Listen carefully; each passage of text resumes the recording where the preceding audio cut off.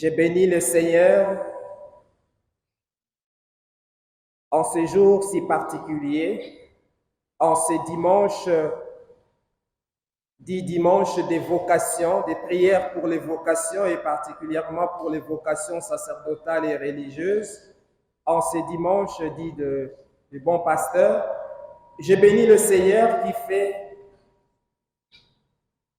à l'Église universelle et au diocèse de Kisantu les dons des 6 diacres, 6 nouveaux diacres. Il s'agit de Kapita Dieudonné, Malenga Cédric, Manzefo Landry, Donatien, Mwamba David et Kassala Jean.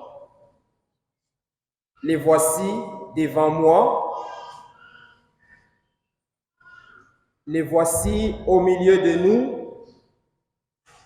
Les voici choisis par le Seigneur en ce jour si particulier. Je suis très heureux de les ordonner diacres de l'Église catholique romaine. Et comme je leur disais hier, quand on devient diacre, il est vrai qu'on est incardiné dans un diocèse particulier ou dans un institut particulier, mais on est dans tous les cas diacre de l'Église universelle. On s'ouvre à la dimension de l'universalité de la mission de l'Église parce que nous sommes l'Église catholique, c'est-à-dire une Église universelle. Le diaconat qui vous sera conféré aujourd'hui vaut pour les diocèses de Kisantu, mais ça vaut pour toute l'Église universelle. Ma prière en ce jour est que vous soyez des serviteurs selon le cœur de Jésus, serviteurs par excellence.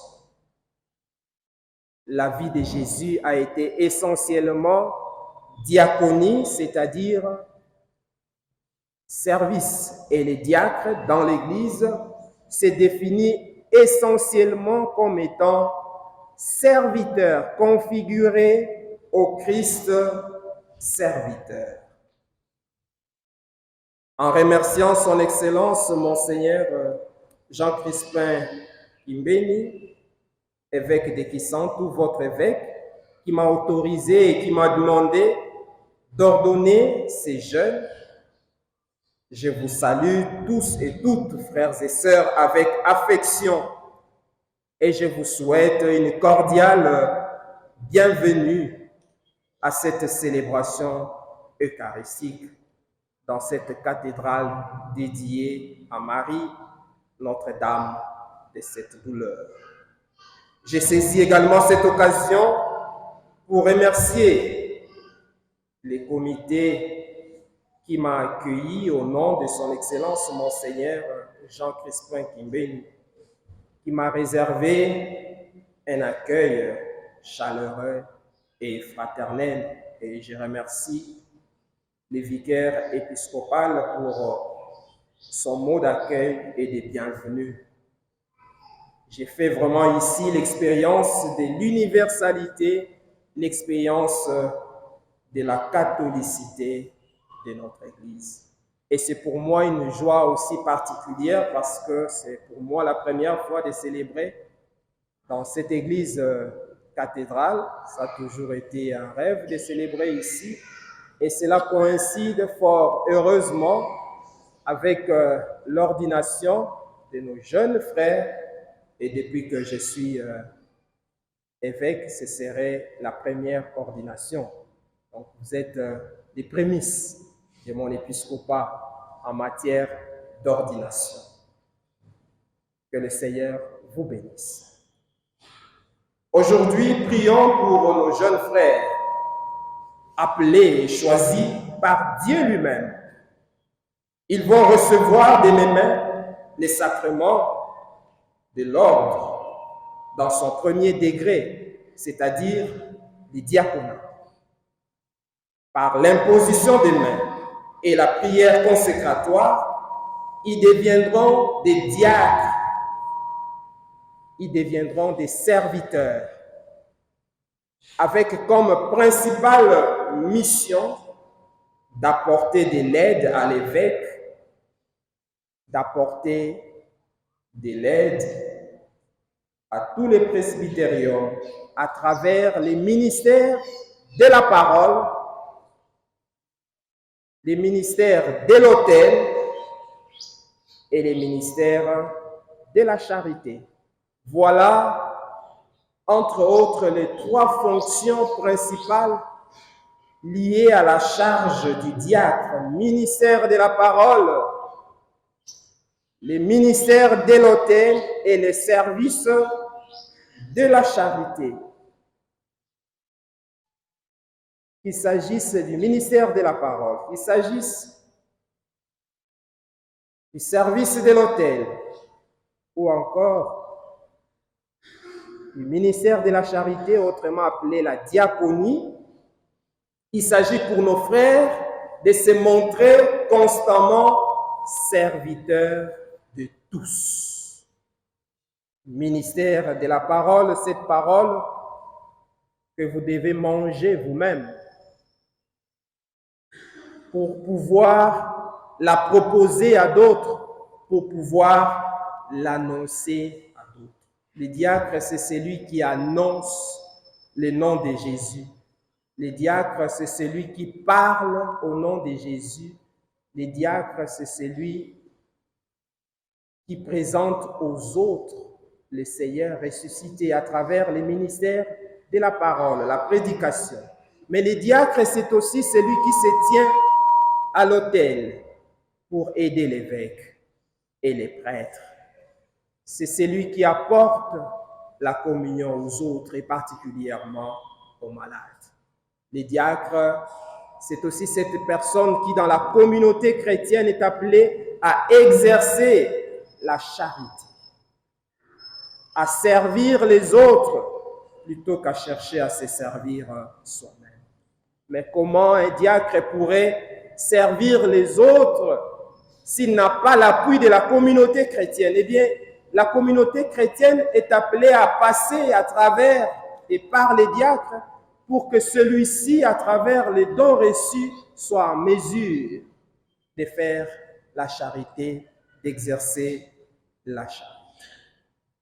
Au nom de l'Église, je voudrais aujourd'hui remercier les parents de nos diacres, de nos futurs diacres, de ces candidats au diaconat, pour le don qu'ils ont fait de leurs fils, de leurs enfants.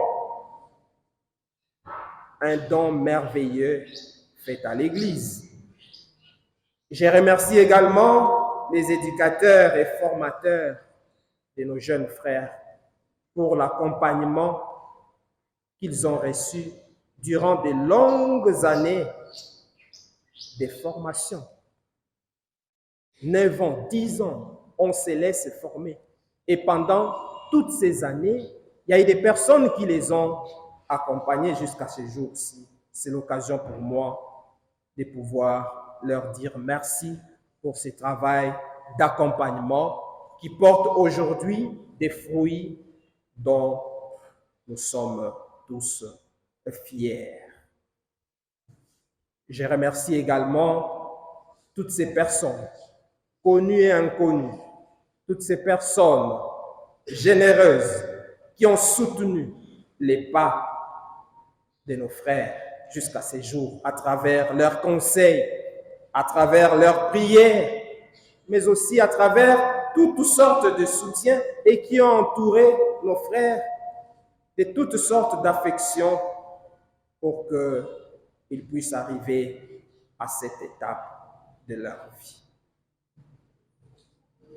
Les diacres dans l'Église, je disais tout à l'heure, c'est celui qui se met à proclamer la parole de Dieu. Il a reçu avant tout la mission de proclamer le nom de Jésus, comme nous l'avons entendu si bien dans la première lecture, tirée du livre des Actes des Apôtres.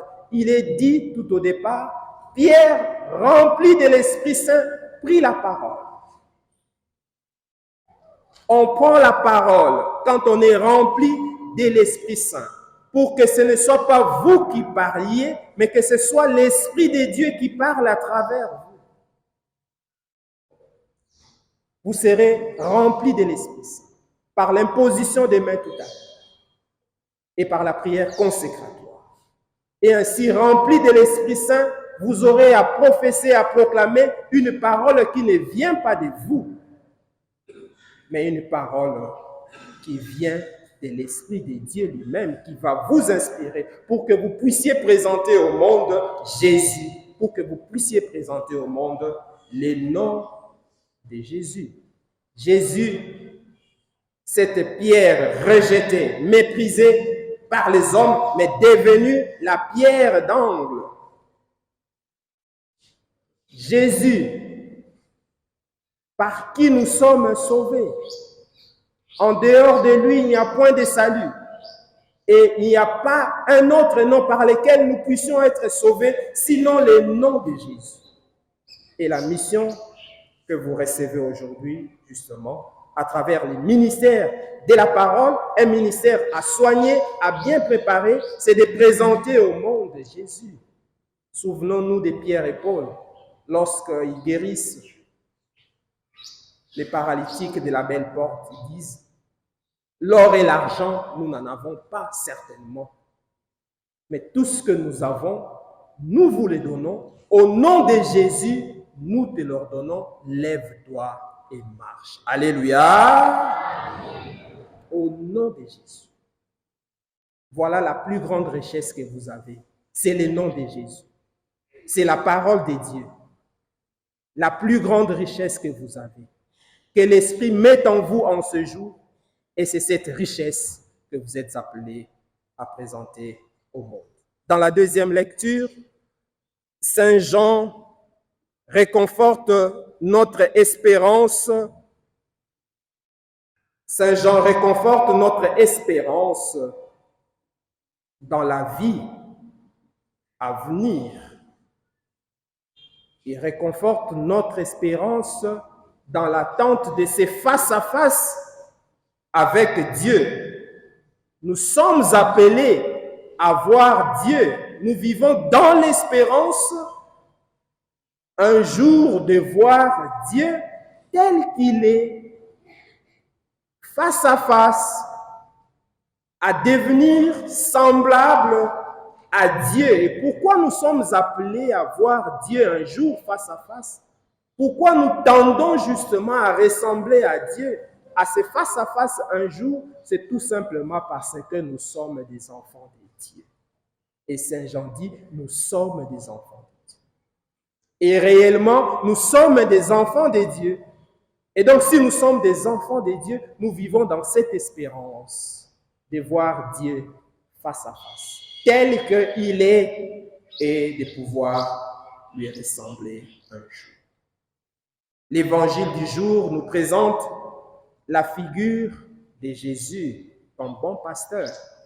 Aujourd'hui, je le disais tantôt, c'est le dimanche de prière pour toutes les vocations, d'une manière générale, mais particulièrement pour les vocations religieuses, les vocations sacerdotales. Nous avons des prêtres ici parmi nous. Nous avons des religieux parmi nous. Nous avons nos jeunes qui sont en formation. Nous avons nos aspirants. L'Église a besoin de ces personnes qui sont des signes palpables, des signes visibles de l'amour de Dieu, de la présence de Dieu dans notre monde.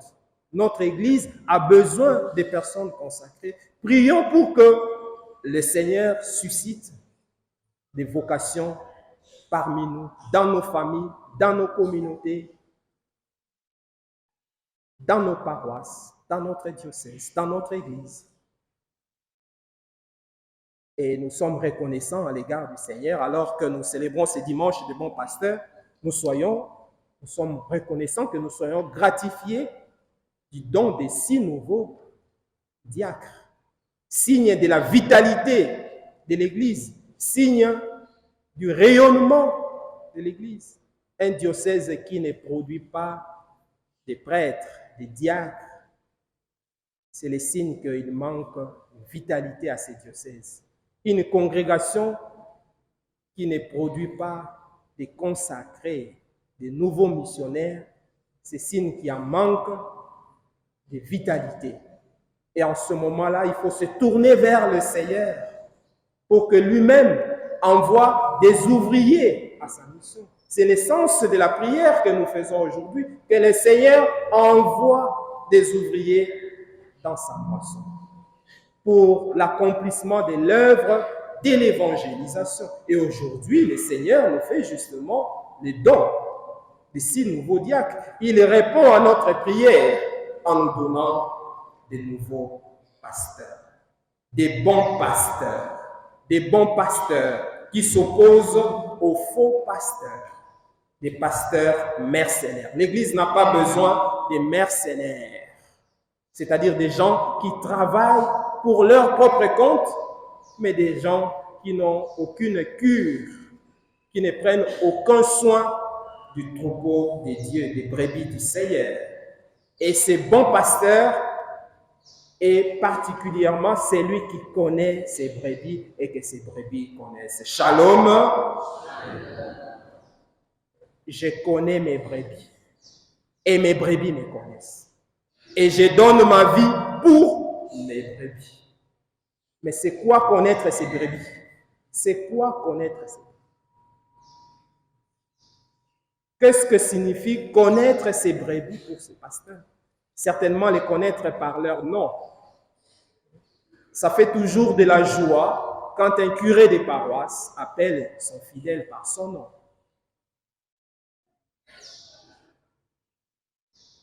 Ça fait toujours de la joie quand quelqu'un vous appelle par son nom, par votre nom. Vous dites, ah, il me connaît. Certainement, il me connaît.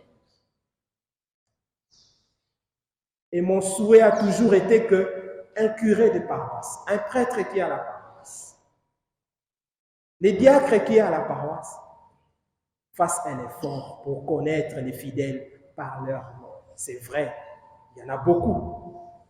Mais on fera toujours l'effort d'appeler les gens par leur nom. C'est cela aussi connaître ces brebis. Comme Dieu nous connaît chacun et chacune par notre nom, il nous appelle par notre nom. Nous avons du prix aux yeux des dieux.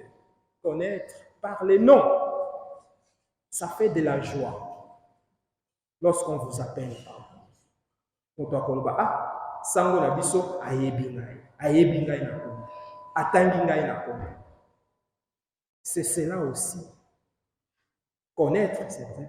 Connaître la voix de ces brebis, les sons de la voix, les timbres de la voix de ces brebis.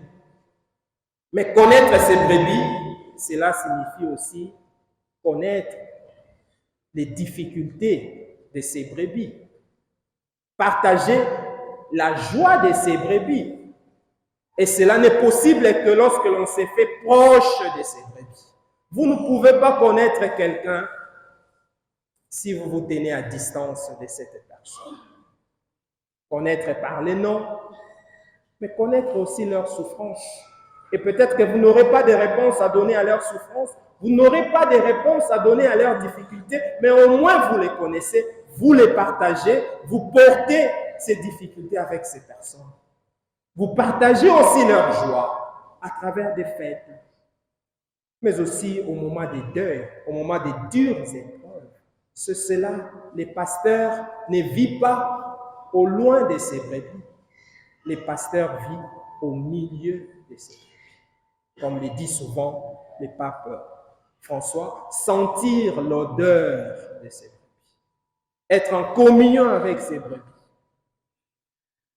Quand on est loin, on ne peut pas connaître quelqu'un.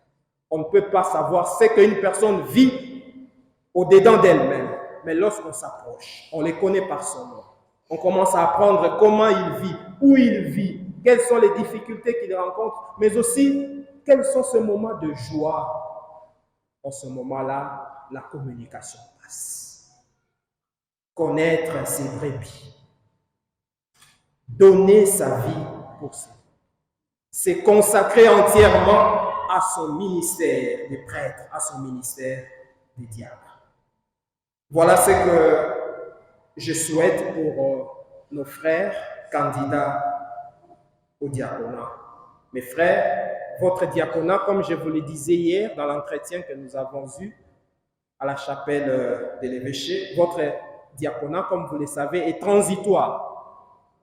Vous n'êtes pas ordonné, vous ne serez pas ordonné diacre permanent, comme on en trouve ailleurs, des gens qui restent des diacres toute la vie, mais votre diaconat, c'est un diaconat transitoire, c'est-à-dire en vue du sacerdoce. Mais en même temps, je vous rappelais hier en disant que la transition ne signifie pas qu'on fait des choses à moitié, en attendant, non. Être pleinement dans ces temps de transition, vivre intensement ces moments. La transition ne signifie pas en attendant des jours meilleurs, mais être pleinement diacre et vivre intensement ces moments uniques et irrépétibles, comme je le disais, ça ne reviendra plus dans votre vie. Vivez intensement cette heure de votre diaconat. Vous serez tout à l'heure admis dans l'ordre du diaconat. Je vous exhorte à avoir Jésus pour modèle, lui le bon pasteur, et à fixer votre regard sur Jésus, modèle et serviteur par excellence. Hier, vous avez fait la profession de foi et vous avez prêté serment de fidélité. Et je vous ai encouragé à méditer profondément ces textes de profession de foi, ces textes de prestation, des serments de fidélité au Seigneur. Prenez conscience de ce à quoi vous vous engagez devant Dieu et devant les hommes, et soyez des diacres modèles dont l'Église a besoin.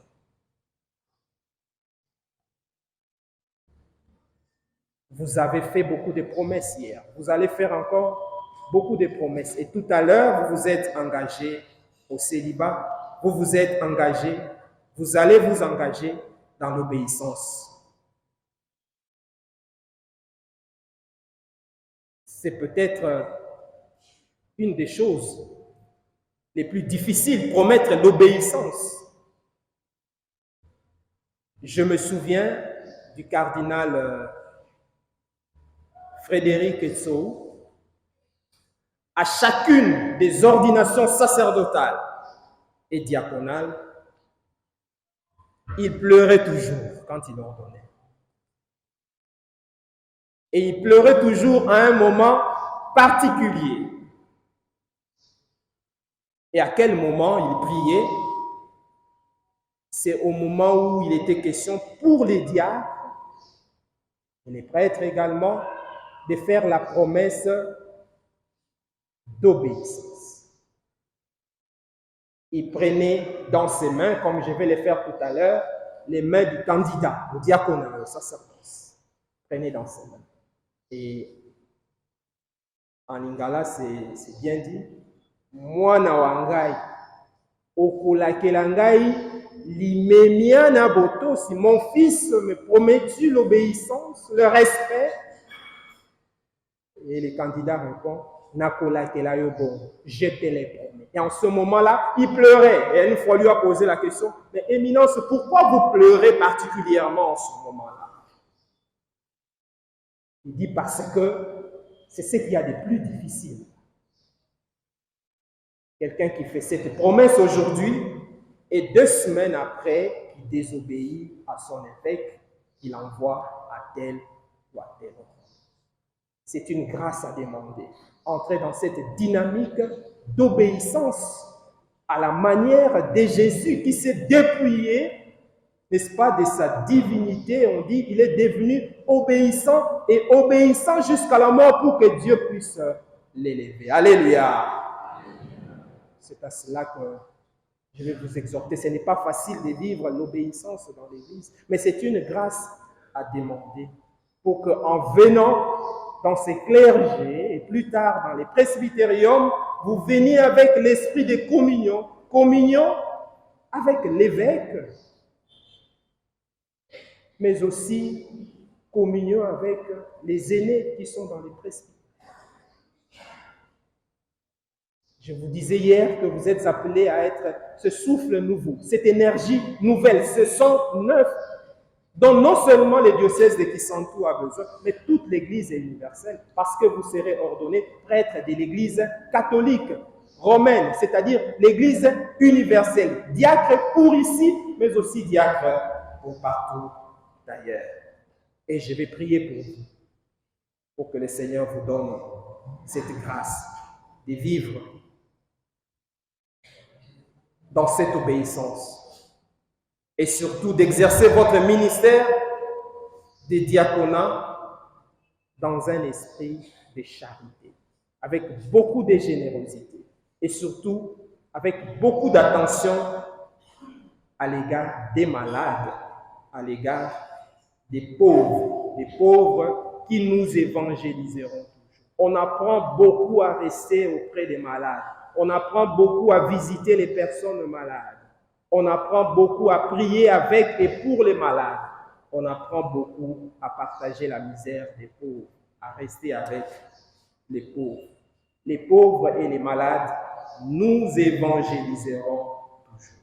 Soyez des bons collaborateurs de vos aînés, des aînés que l'évêque mettra à votre disposition pour vous aider à croître et à parvenir un jour au sacerdoce. Prions aujourd'hui les uns pour les autres pour que le Seigneur vous aide à être de bons diacres.